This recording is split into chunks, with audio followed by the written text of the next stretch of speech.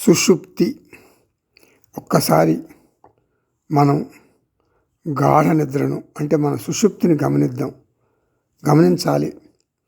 సుషుప్తిలో ఏం చేస్తాం? మనం శరీరాన్ని, మనసును పక్కన పెట్టి గాఢ నిద్రపోతాం. సుషుప్తి అంటే గాఢ నిద్ర.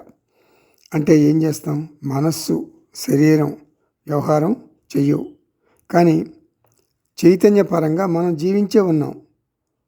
అంటే మనస్సు, శరీరం మన స్పెక్టికల్స్ లాంటివి అన్నమాట. స్పెట్స్ లాంటివి, కళ్ళద్దాలు లాంటివి. స్పెట్స్ ఏం చేస్తాం? వాటిని వాడి మనం ప్రపంచాన్ని చూస్తాం. తర్వాత పడుకునే ముందు వాటిని తీసి పక్కన పెట్టేస్తాం. అలాగే స్పెట్స్ లాగానే మనస్సు, శరీరాలు మనం వాడుతున్నాం, పక్కన పెట్టేస్తున్నాం.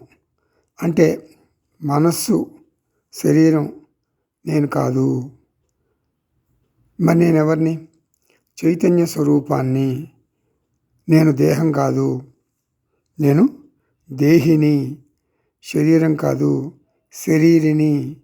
నేను చిత్ రూప, చైతన్య స్వరూప, జ్ఞాన స్వరూప, విజ్ఞాన స్వరూప. నేను ప్రజ్ఞాన స్వరూప.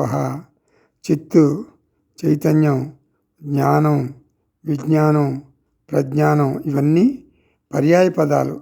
అర్థం ఒకటే, అన్ని పదాలకు అర్థం ఒకటే. కాబట్టి ఈ శరీరం మనం ధరించేటటువంటి తాత్కాలిక దుస్తులు లాంటిది, స్పెట్స్ లాంటిది. మరణించినప్పుడు ఈ శరీరాన్ని వదిలి ఇంకొక శరీరాన్ని ధరిస్తాము.